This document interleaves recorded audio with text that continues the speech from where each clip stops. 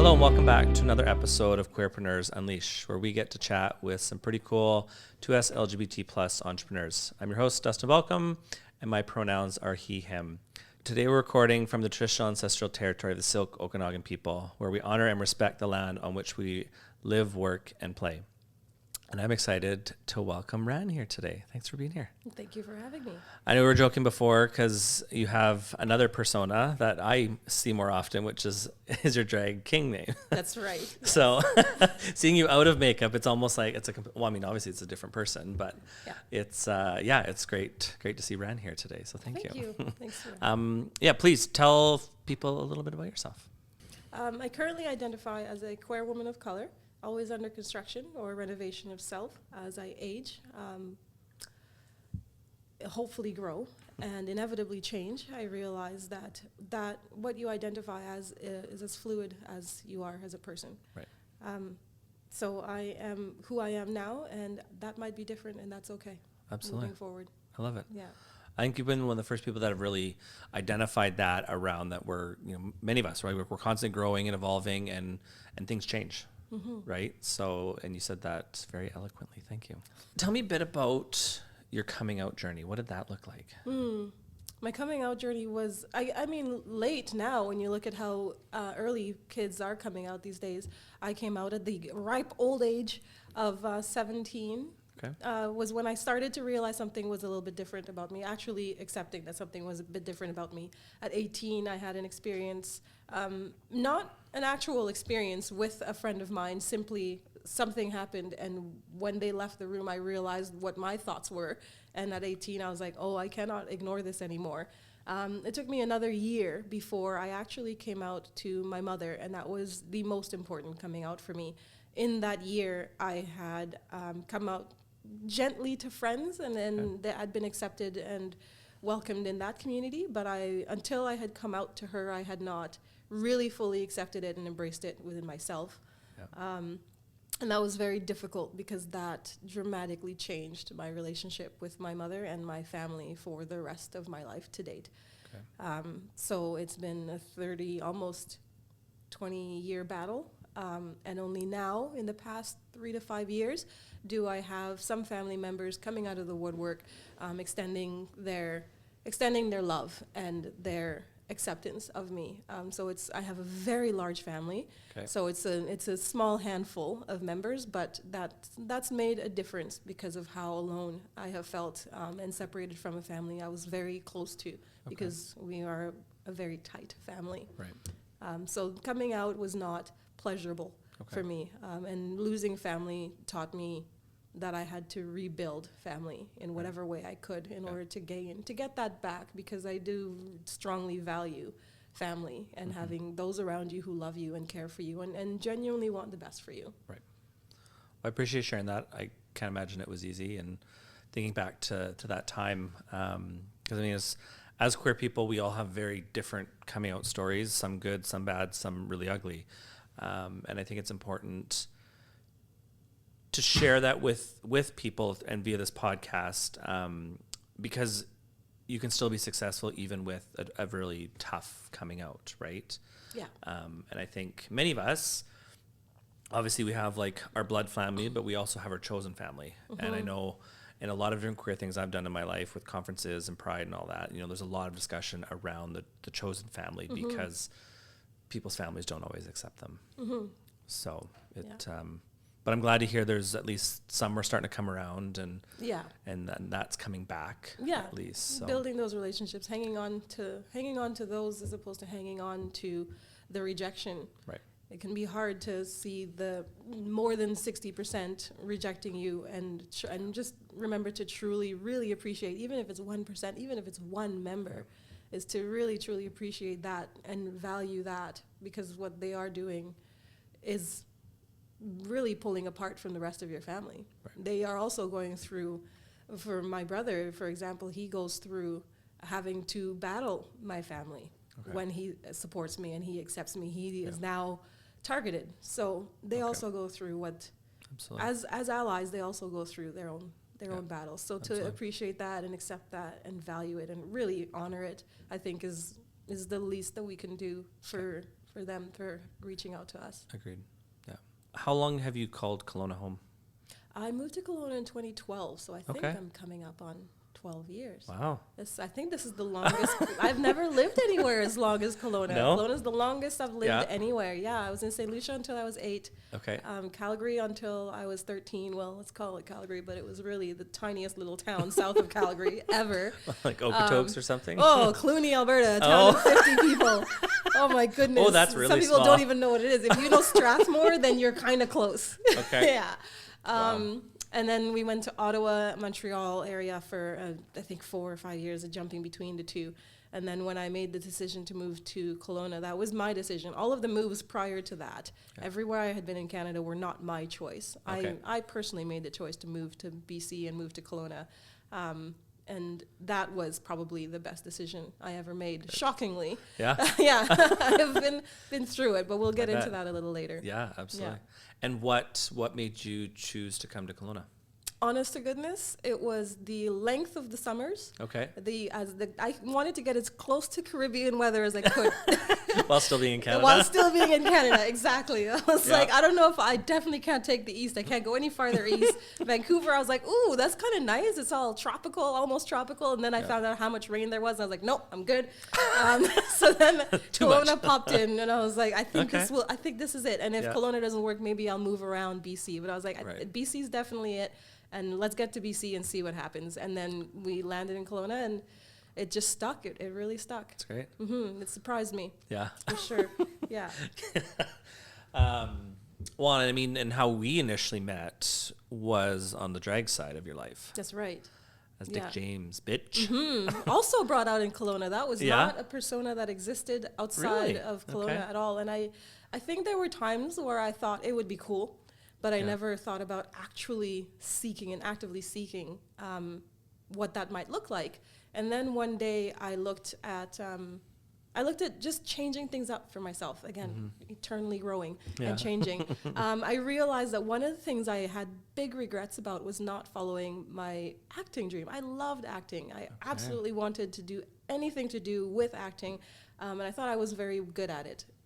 When I came to Kelowna and realized that wasn't really going to happen on a professional scale, and I also seemed to be drawn and intrigued by drag and performing as a different character, taking on a persona and really embodying it, I just started to play around with that idea. And the more I did, the more excited I got about it. And although I am a nervous wreck and need planning for like months, as you know, the first time I did it, it was such a thrill. And to get the response that I did from the community was amazing. I don't want to do it as a profession because I love the thrill of actually thoroughly entertaining the audience. As Dick, he has such a great time. Yes. Yeah, that on stage that I think it is what it is, and I'm going to simply embody it and enjoy it for as long as I can. Yeah. Well, again, that's a different. I mean, every drag performer is different that way, right? Where some that's their full-time career, and then there's those who it's something different, right? It's obviously art, but each person it's different. Yeah. I admire the people who do it as a living. It's a lot of work. It is. Yeah. I mean, Ella, I would just say Ella does make it look easy. She does, but I make my job look easy. Yeah. When it comes to my business, I make that look easy. Fair, yeah. Yeah. So when you're good at it and you have a knack for it, you have a way of making it look easier than it actually is. That's a great point. That is a skill. Yeah. What's the one song? Like, it's more of a traditional song. Oh, the soca song. Yes. That I did throughout all of them. I fucking love that. Like, yes, I keep getting comments about that one, actually. I've got people request other soca songs because they'd never heard soca before at all. So it was really interesting to introduce people completely new to that style of music and open their minds, and also to see people who people in the crowd who probably went on vacation once or heard it once, and I can see them just like so elated in the crowd that they could hear it again. Yeah, that was really touching for me. Yeah. I'm literally getting goosebumps right now thinking about it, because just the energy of the room. It's such a happy song, and then you dancing around, and everyone in the room is just like moving to it. They're vibrating. Yeah, and both of those two shows that I think back to, like, they were a closing song for the drag numbers, and just such a great uplifting way to conclude that part of the event that we were doing there. So Yeah. it's always, I know, I'd love to have you at more shows, Yeah. but I know there's always challenges to do that. So I'm excited Yes. that we get to have you perform in June in Vernon again. Yes. So it's a show that I think hasn't been Vernon's announced yet. looking But forward to having me perform Yes. in June. Yeah, I've had a couple members of people and my friends that live there Yeah. that didn't get the opportunity to see the Good. show, and they were like, "Let me know the next time you're Yeah. in Vernon." So I think it's Yeah. going to be a great time. One last question I want to ask you on the personal side before we get more into the business, which is obviously why we're here to chat, is do you have anything that is unique to yourself that most people might not know about you? Do you have anything that's... Nothing comes to mind, Okay. but I Okay. have been told that I am an anomaly. Okay. I had somebody tell me once that you look like the typical lesbian, but you don't behave like the typical black person. And I was taken aback for a second, and then I realized I'm hearing this from a 13-year-old. So I'm also going to take this with a grain of salt and a grain of sugar. So, but I thought That's about amazing. it. It was, it really did make me think. I'm like, that is a very unique way of looking at me. And I realized that I probably have that. I probably get that response from people, whether they say it or not. I probably do get that response from people. I am an anomaly to people sometimes. When they look at me, I think they predict what I'm going to be like, Okay. how I'm going to act, how I'm going to speak, and then they actually get to know me, and I see a change in their demeanor, how they speak to me, how they welcome me in as opposed to closing me out. Right. I think I'm just a weird one that doesn't quite make sense. It's funny. Whenever people like say I'm normal, I'm like, that's boring. I know. I'm like, I will never, ever consider myself normal. I literally drive Yeah. my partner crazy just by calling her normal. Yeah, I love it. When she does something absolutely weird, I'm like, oh, that's so normal. I love saying to straight friends, well, that's so straight. Agreed. Is the other one, yeah. Yeah. But I had a staff once, and I had made a comment about that they're not normal. I can't remember exactly what I said, and they were like all offended. Like, you don't think I'm normal? I'm like, that's a compliment. In my books, that's Yeah. a high compliment. Yeah, you do not want to be normal in my books. No, and because normal's so subjective. Like, it's different people, right? But it's just like, to me, normal's boring. Yeah. Like, be unique, be yourself, be different. And from somebody who has been in Canada, so my mom moved us here when I was 8 years old. In 1993, I moved here. And I very quickly wanted to be as normal and as small as possible. I wanted to fit in as quickly as possible because I was so different. Right. That being normal was my goal. And it wasn't until I was an adult and decided to simply accept that I wasn't normal that I actually finally came into myself. So normal is quite subjective, and it can actually be quite restrictive sometimes to try to aim for normalcy. Right. Yeah. I agree. I don't even know if we've mentioned your business, which is Ranscaping, right? That's right. Okay, so tell me a bit about what Ranscaping does. So Ranscaping is, it's called Ranscaping. It is, I focus on landscape health and maintenance. What I appear to do is landscape care and management. But what I do, what I found that I actually do is far beyond simply caring for landscapes. I balance the wishes and expectations of my clients with my deep love and respect for the planet. Getting my Red Seal in horticulture basically gave me the education I needed to really explore and put into action the ideas and the theories that were like just bouncing around in my head. I didn't realize how much I loved plants and loved being around plants until I came to Kelowna, and in 2013 got my first landscaping job. I never had the opportunity to work in landscaping. So when I appear to be pulling weeds, I'm actually assessing soil health. I'm checking the soil moisture, the soil texture. I'm touching and I'm inspecting. I'm connecting with every plant that I walk by. When I am pruning in the spring, I'm observing health of the plant. I'm observing how the plant survived the winter. I'm looking at how well it did last year. Why did it grow more or less than the plant that was 6 feet away from it? What was the reason for that? Right. And on all of my properties, I will spend the growing season that I'm in, I will spend planning and anticipating the next 1 to 3 seasons coming. So the year that I'm in is not actually where my brain is in. I've already planned what I'm doing this year, last year. Okay. I've already got all that set, so now I need to see what's going to move forward. And also, there's a multitude of factors to consider when you're looking that far ahead for a landscape, for a specific plant. So what I do is a little bit more than just cleaning up yards. So even though when I write it down, I'm a landscaper, but in my heart, I'm a horticulturist, and not just a landscaper. And that's a vast difference in my books. How would you define the difference, landscape into horticulture? Landscaping and horticulture. So landscaping is the act of caring for a yard. Okay. Horticulture, to me, is really looking at the health of a yard from the soil up. Okay. So everything that grows in soil, even the soil itself, matters. That's actually the starting point of everything. If you don't have healthy soil, it's going to be very difficult. And sometimes you have a yard that does not have healthy soil, and we need to start working with that before we can look at just putting in. So it's like, I want this gorgeous Japanese maple to grow here, and a landscaper would be like, yeah, we'll plop in a Japanese maple, no problem, it's going to look great. Okay. And unfortunately, you've now placed it in the wrong location, the wrong soil, and it's a struggle or it dies. Right. Whereas I will come in and be like, that's a great idea. Unfortunately, this location is not for this plant. We should not be considering this plant at all. And if we do, it's going to be in the front yard where it has these requirements that are going to be met, and we're not going to struggle with it. And then it does come down to financially. If you're going to spend $400 on a plant, it should probably have the best chance of surviving and not have to spend consecutively every year hundreds of dollars keeping it alive. Right. And all of these things are things that I consider. And that's, I think, just the difference between landscaping and horticulture. I don't say weed whacking. I don't even know what that means.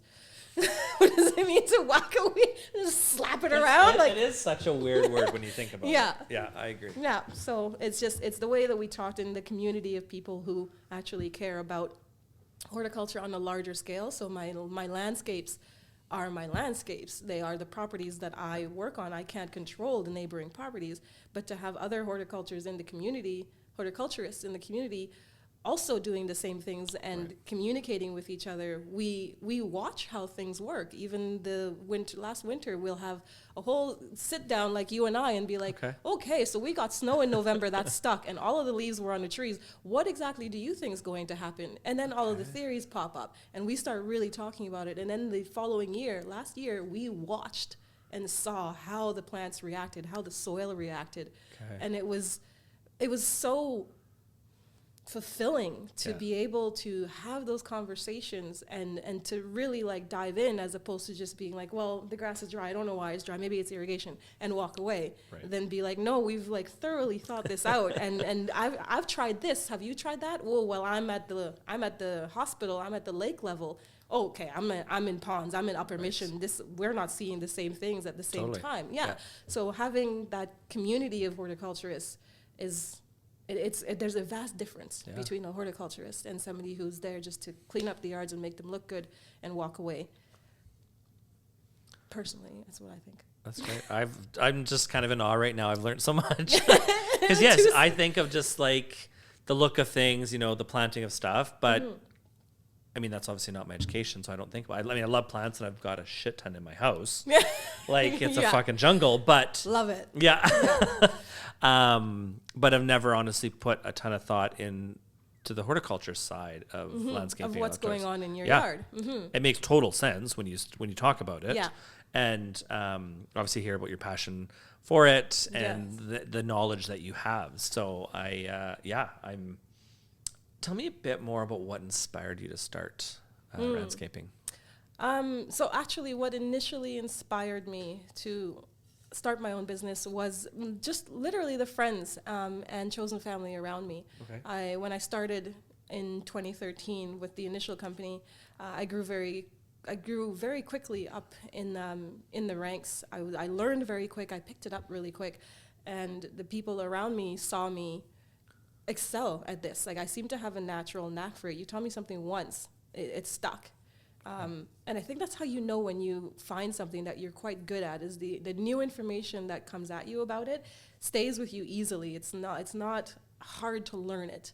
And it kind of makes sense. So I had people around me that watched me work hard and tirelessly for other businesses and seemed dissatisfied. And the more I learned about horticulture and plants, the more I was dissatisfied with how things were being managed in the yards themselves. Okay. So initially, I just started it as a part-time thing. I held a full-time job when I started Ranscaping in its first year, and I did it part-time. And then the beginning of my second year of Ranscaping, my partner got breast cancer. Okay. And in that realization of how much that was going to take, I made the decision to go into Ranscaping full-time so that I could have freedom of my schedule. I could be available when needed, and I didn't have to worry. I didn't care about how things would go financially for myself. I simply wanted to have the freedom to be available and not have anyone outside of my partner needing anything from me. I wanted to be there as much as I could. So that's when I decided to do Ranscaping full-time. And I had amazingly compassionate and understanding clients. The small client base that I held in that first year maintained with me, understood what was happening, and when changes needed to happen and the schedule needed to change or I needed to disappear, they were okay with that, because they knew that when it was over, I would be back, and I would be back full force. Yeah. And then the cancer journey is over, we've won the battle, and it's mostly over. There's still some things that we have to deal with, but I've never looked back. Good. It never occurred to me to go back to being part-time. Once I did it, I was like, no, I'm in this now. And I actually was quite successful. I didn't end up struggling financially by making that decision, even though it was the farthest thing from my mind when I decided to do it full-time. It was not, so I need to make more money. It was literally, I just need more time. Totally. Mm-hmm. And I feel like most, not even just this podcast, but like when you hear of stories of entrepreneurs in general, and them going full into it, like very, very, very seldom do people ever regret it. Mm-hmm. Right? It's like you do this and you fucking love it and you go with it, and that's when magic really happens. Yeah. It doesn't mean it's perfect. It's still hard. It's really fucking hard. Agreed. Yeah. It is really hard. You can do something that you can throw your whole life into and you can actually reap the rewards versus a 9-to-5 or working for someone else. Yeah. I think if you take the time to sit in that reward, the times that it is successful and you are rewarded and you sit back and you're like, I am glad that I did this for myself, to really sit and value that you have done that and to appreciate that helps you continue to do it, because you're like, these are the moments. This is why I work so hard. This is why I put so much of my time and effort and heart into it, is because of these moments that I desperately have been seeking and won't get any other way. I love it. Couldn't have said it better myself.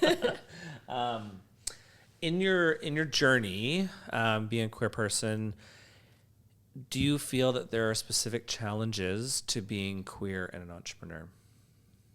And it's okay to say no, because I've had people literally say no. Because, sorry, I'll let you talk. No worries. For me, in my industry, being queer has not made a visible difference to me, not an obvious difference to me. If by somehow, as my 13-year-old has noted, I look like a lesbian, if by visually looking at me, you can tell that I'm queer, and that has changed your mind about approaching me for services, then you're probably doing me a favor, because we're likely not going to work together well anyway. So thanks for making that decision real quick, just based on looking at me and me looking too queer for you. Okay, so be it. But I know, right? But that's kids though, right? They just they don't have a filter. They just say it, but it's not a place of hate. It's just like, no, not at all. Yeah, this is how I see things. That's just how I see it. And it was meant in the most loving, endearing way possible. Yeah. And as adults, we had to filter all of our nonsense and hear it for what it actually is, instead of being insulted by a 13-year-old being genuine with you. Totally. Mm-hmm. Yeah. Queerness with being an entrepreneur, for me in my industry, not so much. In all honesty, Dustyn, I've had bigger battles with being an entrepreneur. Okay. Being a woman of color has been harder for me as an entrepreneur than being queer. I think being queer has actually in the times that it has shown up, been a little bit more positive for me as being an entrepreneur. So I have gay clients, I have queer subcontractors, I have the queer community within my industry that make me feel still part of my community, and that it's not as big of a problem.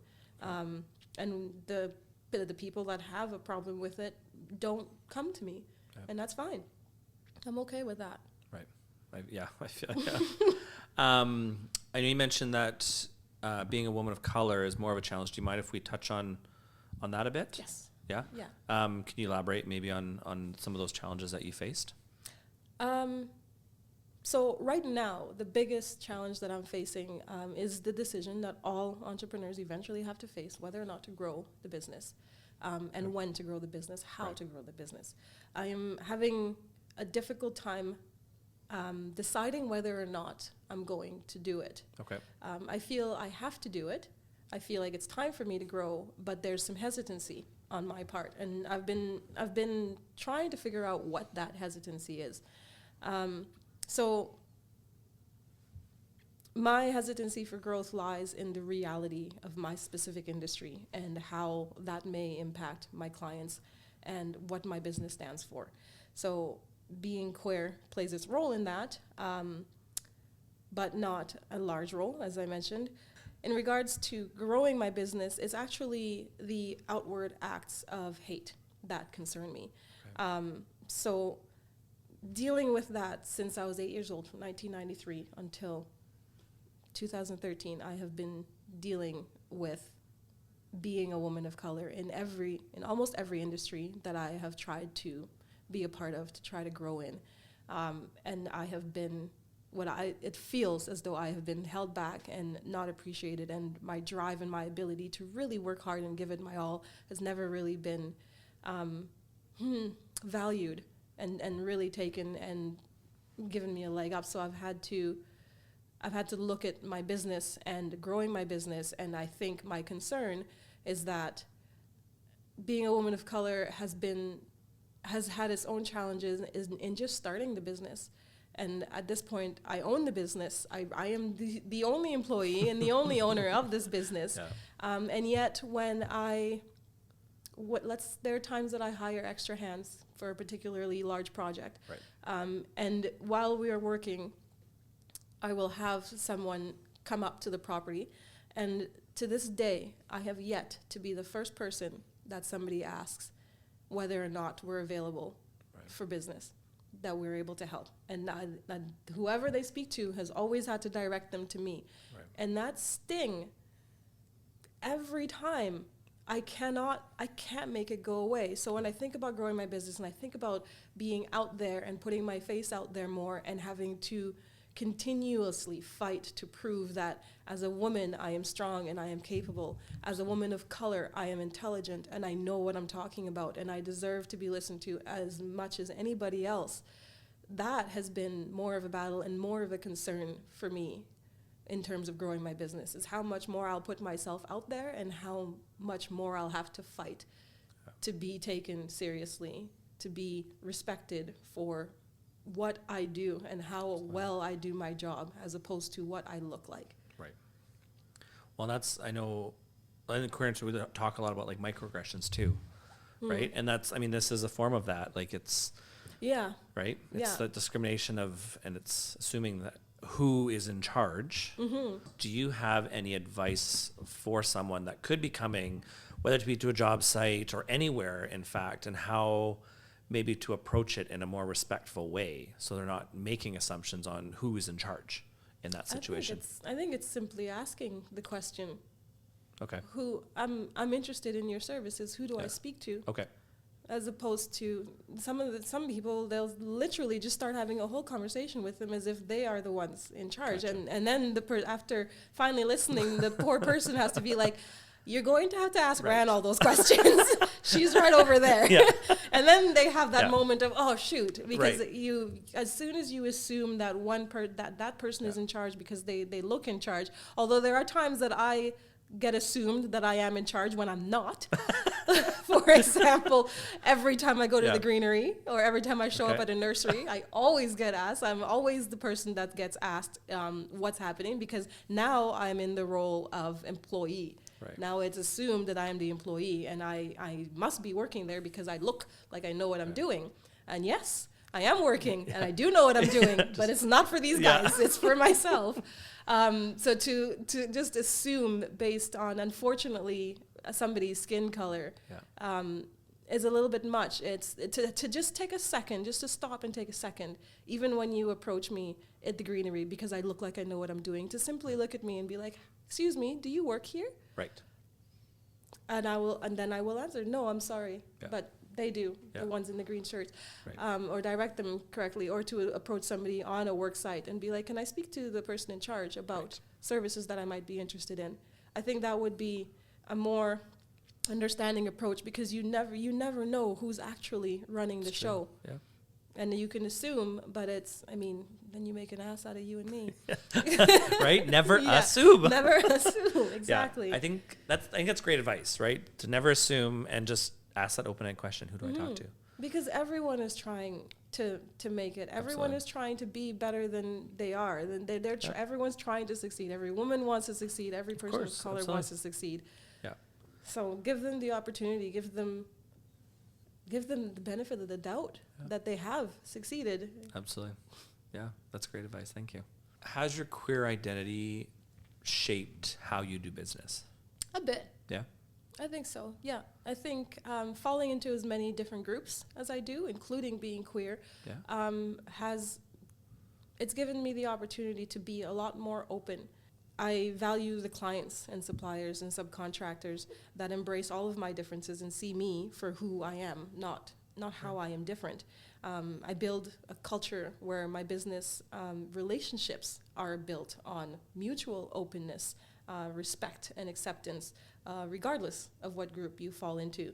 So I think it's just a matter of building the relationships that breed the kind of community that we want to see. It's not so much that I have to focus on one part of the thing that makes me different from everybody else, as opposed to being open to all of the differences that might be in existence throughout all of the trades, everywhere that you go, all of your interactions, and to just build a community of openness and foster that. So every cisgendered white male subcontract that I work with who welcomes me with open arms and respects me for what I do and praises the work that I do, that to me is just as impactful as accepting anybody else coming in. So it has shaped it a bit, and it's forced me to just be open and non-judgmental of anybody, and at least give the opportunity if somebody is having a hard time with the differences, with whether or not I'm a woman, whether or not I'm black. If they're having a hard time with that and they see openness and compassion and an ability to be like, I know that this is difficult for you, but I am still going to treat you with respect. And in that communication, in those interactions with me, whether they be minute because it's a subcontract or a supplier I don't use on a regular basis, but each of those interactions that I have with them gives them a different perspective on that one thing about me that they might have biases or stereotypes about that I break. So being open to potentially having a positive impact on somebody is, I think, built into my business culture, which is really just me. But the business itself stands for a lot. I'm curious what has been your biggest challenge as an entrepreneur. It might have been something we've already talked about, but obviously I don't want to assume in that sense. I'm curious if you can share a bit more about what the biggest challenge is. I am currently facing my biggest challenge as an entrepreneur. The journey has been hard, but none of it's been unbearably hard. None of it's been extremely challenging. I've made some mistakes that Sure, learned. You learn the hard way. Oh my goodness. That's usually how we learn, right? Right? There's some things that you never even considered to be an option for you, and then you've made the mistake and you have to deal with it, and you're like, well, I'm never going to do that one again. And then you learn what you need to do. But that hasn't been really a challenge for me. That's simply, okay, this is the learning curve that I'm going to be on for owning my own business in this industry, doing what I do. But my current biggest challenge, and I think if I decide to do it, will be a challenge in itself, is growing the business, is expanding and bringing a team in and having people who rely on me, who require a good job, and I need them to stick around, so they need to be in a healthy work environment that they want to continue being in, and support them literally financially. That's a big decision, and that's a lot of expectation on you. It really is. So I'm basically dealing with having to make that decision and how to do it in the best way possible for myself, because managing yards is one thing. Plants don't talk back. I mean, they do to me, but to most people they don't. But managing people is a whole different ballgame, and you need to know your strengths. You need to know where. You can't do all of it. No. You can't be in the office working all the time, as well as in the field training everybody, as well as managing and growing the business all at once. Yep. So that growth, I realize how much it's going to take on all of the levels, the financial levels as well as the emotional and the growth levels. And I just making that decision and then actually going through with it, following through with it, and having it be successful is my biggest challenge right now. Yeah. I think there will be other challenges to come, but that's what I'm facing right now. And it's been the hardest one out of all of them. And it is tough. Like, I've been through that journey of having staff and contractors. And so if I'm understanding, like right now you've got different contractors you work with as you need to. Yes. But now you're looking at actually hiring staff and employees, right? Okay. Yeah. That's what I thought. So I just wanted to clarify. Yeah, for sure. Because it's a whole, because you are now responsible in essence for putting food on their plate, right? Depending on what the roles are. I mean, you're probably doing a lot of the sales and building the clients, right? Yeah. So then they come in and execute in a sense, right? Exactly. So, and I get it. Like, I had 3 full-time staff at one point, and there were days I'm like, how am I going to pay them this week? Right. It's like, and everything, you know what, every time it worked, and then we slowly pared back to now I don't have any staff. Yeah. And so it's really challenging. Yeah. So that's a big decision. Yeah. And I don't want to make it lightly. No. Yeah. As you shouldn't. So I can, that keeps people up at night as an entrepreneur, right?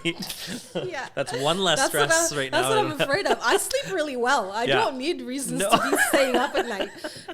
And I hear everybody who has sleep issues, and I'm like, that sounds really hard. It does. Yeah. I don't want that. I sleep like a log. Yeah. No problem. So. Yeah. I'm with you on that. I'm a much better sleeper now than I used to be. Yeah, exactly. But you're not helping me with the idea of growing a business. And sometimes, I mean, you got to obviously make which decision, right? But sometimes the decision not to grow is the right one, depending on your situation, right? Exactly. So I'm not going to pretend to know what's right for you by any means. So you think a lot, you got to look at a lot of like all the different things to figure it out. Yeah. My accountant has said I'm gonna max out. I'm gonna cap out at some point. Only so many hours a day. I can only do so much.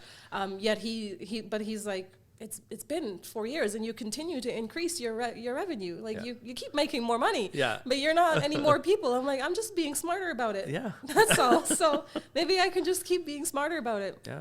And let the right people come to me. Totally. Because there's also a unique culture, and I do want my business to represent a very safe and open place to be. So if somebody wants to work with me, I am a personality. I am a big personality. I know that about myself. I work very hard, and I have high expectations, and I know that can be its own set of problems when employing people and trying to motivate people. So to have people who can understand that and at least align with that a little bit, where it's not taken so personally, and realize that even the culture differences can be very different. Absolutely. Simply how I express something might be taken completely one way by one person of a certain culture, and a completely different way by someone of another culture, because Absolutely. our cultures are similar in one way and dissimilar in another way. And just that simple communication in one sentence can impact somebody's day to the full extent and make you a great boss or a complete jerk within a second. So all of these things I'm very well aware of. Yeah. Yeah. I think it's good because you're like every entrepreneur is different in their journey, and I've had, it's mostly solopreneur or very small business that we've had on here so far. And I think one thing people need to realize too, and this is not specific to you, just more in general, is that growth doesn't have to always be the option, right? Like the hiring of staff, right? Like we want people to know that you got to make the decision that's right for you, not necessarily what everyone else is telling you. Yeah. Right? Because, your accountant could be telling you one thing, and your lawyer could be telling you another, but you also need to take all that in and realize, okay, what's right for me? Because I want to continue enjoying what I'm doing. I want this. I want to love what I do. I don't want this to just become a drudge. Yes. Exactly. I 100% agree. So, that's what I'm looking at. I am looking at my profits. I am talking to my accountant and being like, this is a profitable business. And he's like, yeah, your margins are amazing. You are doing great. Yeah. So I don't technically need to grow. But if I want to somehow stop using my body physically, I need to consider how to grow and change and adapt my business to be able to accommodate my aging. So we age? What? Not me. Never. I'm 20 I forever. Like I'm getting younger. I agree. It's like stopping drinking is definitely helping a lot. Yeah, I'm like Benjamin Button. I'm going the other way. Yeah, exactly. Yeah, I've already done the old thing. Yeah. I'm just getting fresher and fresher. Yeah. I want to change gears again. I want to talk a little bit about community. And first off, I want to chat, like, how do you feel, has the queer community been supportive of you in your business? Do you feel? I don't think the queer community even knows my business exists. Okay. Well, that's a completely fair comment.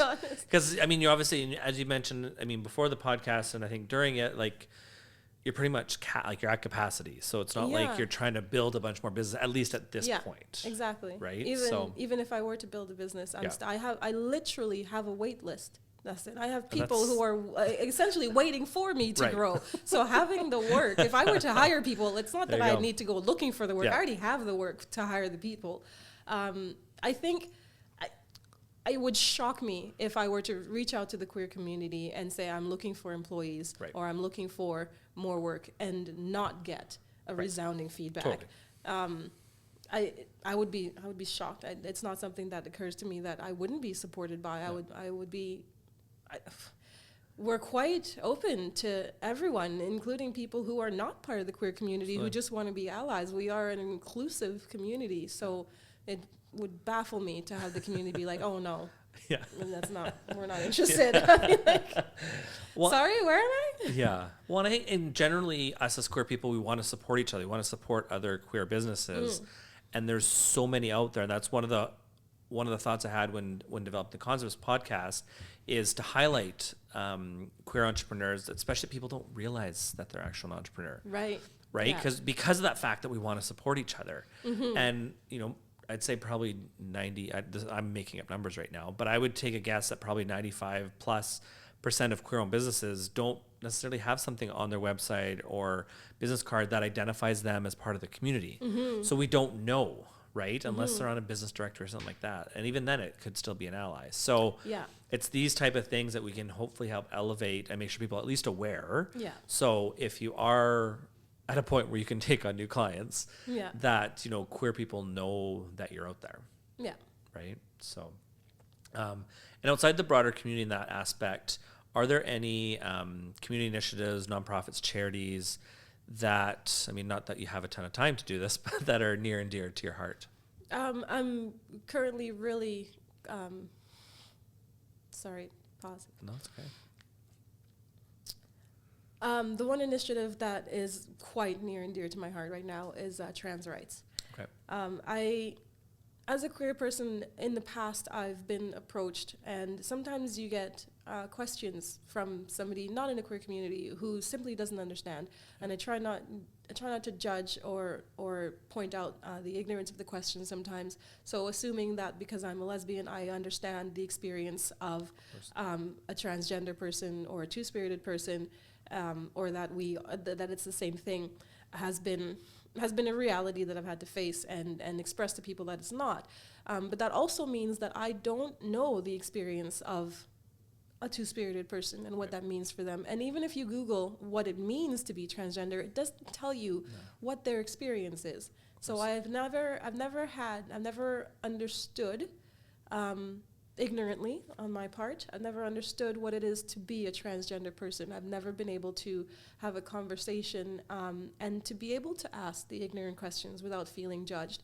And recently, a transgender beautiful soul came into my life and gave me the opportunity to understand and and seek to understand further what it is to be transgender, what is their experience. Yeah. And since that soul has come into my life, it has changed everything for me. And I want them to be able to feel seen and part of this world and free to be who they are. And I understand it on a different level now, and I appreciate that. And Absolutely.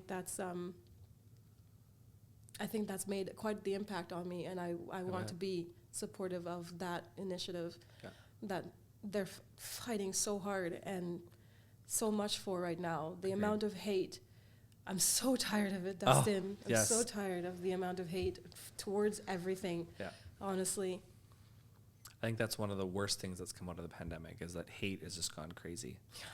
Right? Like there has been good things that have come out of it, but that's definitely not one of them. Yeah, definitely. Right? Yeah, it separated us. It did not do us a service. Exactly. At all. And I think with social media now, it just makes it that much worse because people can be keyboard warriors, right? Mm-hmm. Oh, it's so much easier to say things cruel to people when you're not looking them in the face. Yeah.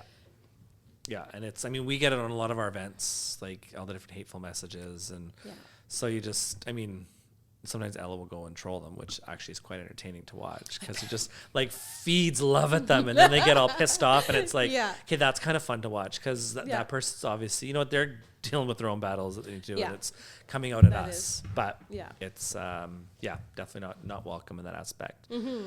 In terms of any kind of legacy with your business, which I know from many of us that are still, earlier on in our entrepreneurial journeys, we might not have that decided yet. Mm-hmm. And if you don't, that's cool. Even if you have some thoughts on maybe longer term, and now that I say that out loud, we've also done a lot of time with that because you're at this unknown growth stage. So maybe if you don't have anything else that, we can just keep it cut out. I'm completely game either way. No, that's okay. Okay, so let's talk about any kind of legacy you want to leave with your business.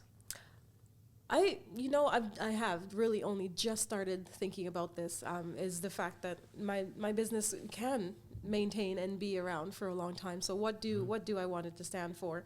And it always comes back down to how we treat the planet. So one of the things about my business, which I think would be a great marketing idea, but I'm not marketing, or to make known, is outside of my truck. I have my company is basically zero emissions. I don't use all of my equipment is electric. Yeah. It's not gas. And I don't use pesticides on my properties. So if I absolutely have to, I will, but it is the last resort. I aim towards biological. So at the end of the day, what I am looking for is a community of people who actually care about the landscapes that they're taking care of, to create even if it's just Kelowna, that could be outstanding for the way that we manage our soils and our landscapes to be sustainable, to have a better way of dealing with our man-made landscapes, all of the plants that we're bringing in, be more conscious about the things that we're bringing in and how they can tie together, because I think you can still have a beautiful landscape that is more geared towards what you're dealing with in this area specifically than simply bringing it in because it's beautiful and plopping it in the ground because it's beautiful. You can have both. Yeah, I make it happen. Yeah. Well, and I think Yeah, it's a very different way to look at legacy, and I love it because so many people, it's like they don't have the same impact directly on the environment around us, like from like plants and that kind of stuff. So I like, yeah. Yeah, that's what my business is. I Totally. actually I care so much about the planet and our air and where we live that I realize that outside of my business being successful and being accounted for however many numbers or however many millions of dollars, that's actually not the legacy I'm after. It never has been a numbers game for me. I want to be a smart business person who's profitable, because that's why you have a business, is to be profitable. Yeah, you're not going to have business if you're not. Yeah, but my legacy would not be about my profitability. Right. My legacy would be about what we can do to change, what I could possibly do to change the impact that we as humans are having on the planet. Because even David Attenborough is mad at us now. I can't even watch one of the planet shows without him telling us how bad we are and what we are doing to the animals. And I'm like, if I can do anything, I have the ability to do something. Right. Even if it's just in the handful of yards that I have, but they are massive yards. I have 2 estates in Cars Landing that take up quite a footprint. I bet. And if I can prevent the amount of pesticides going onto those 2 properties, that makes me feel like I have made some kind of impact that actually matters to me. And my clients are still happy. They give me free reign, which is fabulous. Right. I have the ability to be like, we're going to make this decision for your yard. Yeah. And the cost is going to be maybe slightly higher, but here are the benefits as to why. And I trust you, Ran, go ahead. Everything looks great. And that's what I mean. I make it look easy. Right. Mm-hmm. Well, and that's really the horticulture side, because I'm sure landscapers like, we'll just spray this, do that. Yeah. It's easy, we're done. They're not thinking the big picture. The client's like, there's so many weeds in that area. They'd be like, okay, we'll spray it. Yeah. And I'm like, okay, so the area is not really used. Yes, we do have a lot of weeds. How about we make that a native planting and we just put wildflowers in there? So then we'll attract all of the good bugs that I need to eat all of the bad bugs that are driving me crazy over there. And they're like, oh yeah, so we'll just have flowers year round. I'm like, yeah, and in winter it'll just die down. We don't have to do anything with it. It'll look better than looking at weeds. Yeah. And not at any point have I said to them, we're going to spray anything. Right. Even if they've brought it up as an idea, hey, can we spray that because there's so many weeds here? That's going to be my response every time. Yeah. Well, this area is just simply not. We're not doing anything with it. Let's try doing that instead. And I usually go ahead. Yeah. I'm at least given a shot. I haven't failed yet. No one's been like, that was a terrible idea. No. You're fired. No. Okay, I'm going to change up again. We're going to do my little lightning round, which is just this or that. Yes. So it's not meant, don't think about the answer, just whatever first comes to mind. I overthink everything. Don't tell me what to do. Everyone does this. Like, blah, blah, blah. I'm like, no, it's just whatever. Of the 2 answers, it's just pick one, and you don't need to explain it. Just really? Yep. Okay. All right. Yeah. I'm ready. It's nothing like earth shattering. So it's like, so here's the first one: dinner at a fancy restaurant or home cooked meal. Home cooked meal. Love it. Multiple short vacations or one long one in a year. Ooh. Or one long one in a year? Yes. Ideally, multiple short vacations. Perfect. Reality, one long one. Yeah, I get it. Mexico or Hawaii? Hawaii, because I've never been. Spain or Portugal? Ooh, Portugal. Vancouver or Victoria? Victoria? Okay. Montreal or Toronto? Montreal. Okay. Early riser or like to sleep in? Sleep in. I feel you. And this is just like, if you just, either choice, driving or flying. Flying? Yeah, I'm with you. Audiobooks or real books? Both. Okay. For your business, do you typically use debit card or credit card? Credit. I'm with you. And deal with a bank or credit union? Bank. Any pets, dog or cat? Cats. Cats? Crazy cat lady? I wouldn't say crazy cat lady. Spotify or Apple Music? Spotify. Are you a popcorn lover? Yes. Who told you? No, I'm the same way. I just I find popcorn one of those things where it's like you love it or hate it. There's not too many people like, well, I'll have it. But like some things in life, I just feel like popcorn's one of those things. Yeah. Agreed. Yeah. Love it. So pineapple on a pizza? Yes. No. Just a couple word answers. What's your favorite type of music? Oh my goodness. That's my answer. Oh my goodness. Okay. I love all kinds of music. Okay, I am fair enough. open to listening to all different types of music. So I think I lean towards Black music in terms of bringing my mood up. Sure. If I'm having a hard day, it's usually what I lean towards is fast beats. Okay. But it's I'll listen to anything. Okay, perfect. Favorite time of year? Summer, Favorite place to travel for vacation? the world. You know, place? No, Anywhere? not Okay. yet. I'm still just traveling. I'm still okay? going through Okay. the world. You know, Belize right now is Yeah. up there. So is South Africa. Yeah. Yeah, lovely, amazing places. But I need to see the world to be able to properly answer that. True. Yeah. Yeah. Final questions and thoughts for you to kind of to wrap things up. How do you handle work-life balance and self-care as an entrepreneur? Oh my goodness. I know it's a loaded question with entrepreneurs.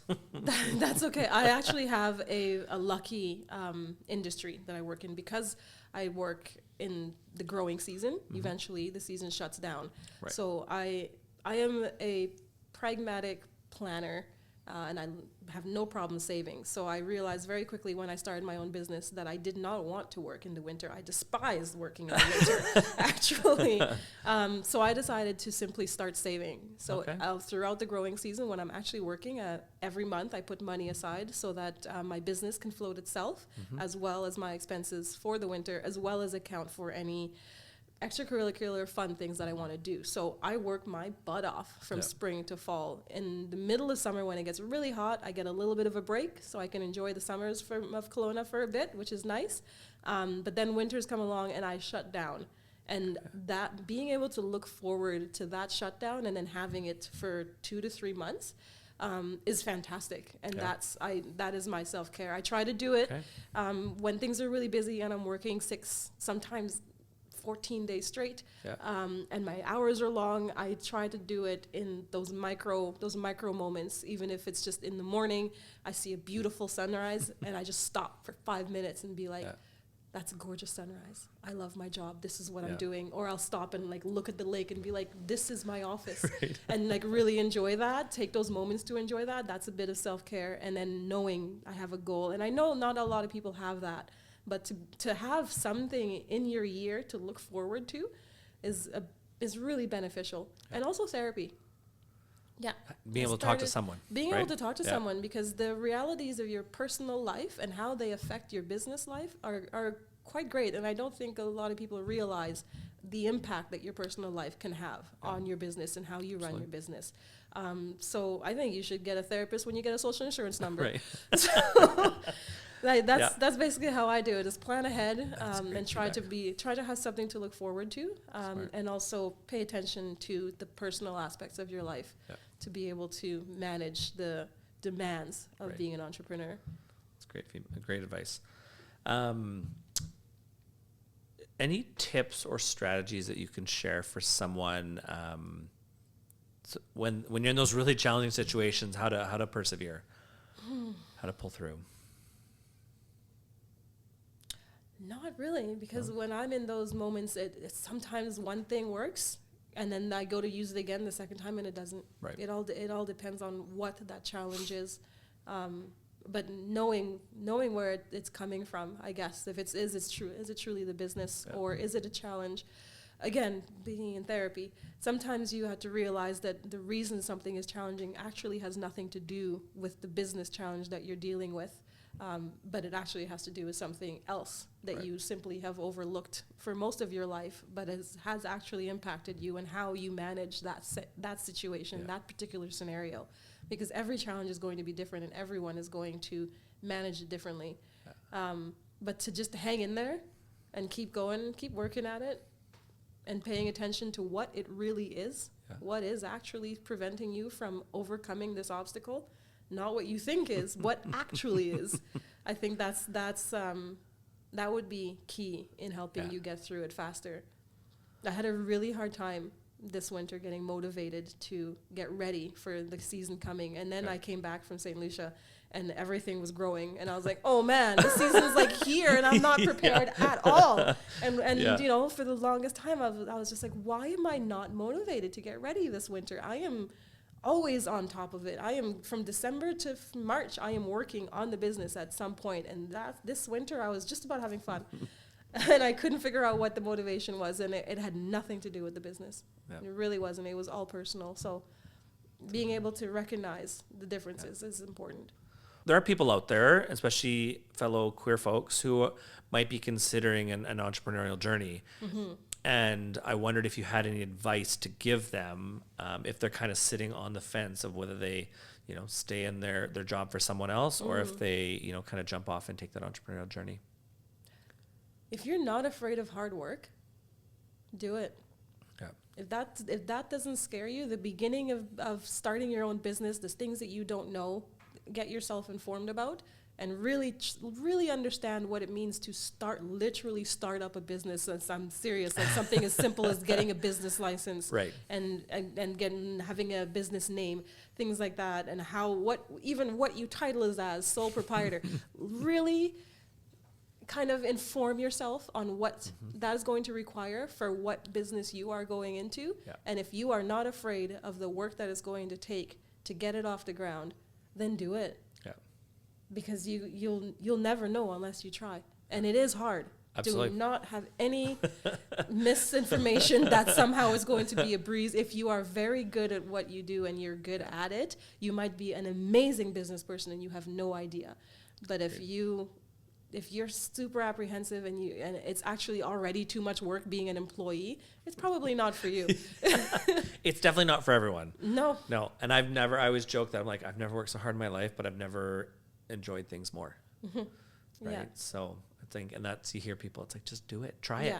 There's always ways to try it and reduce the risk, right? Yeah.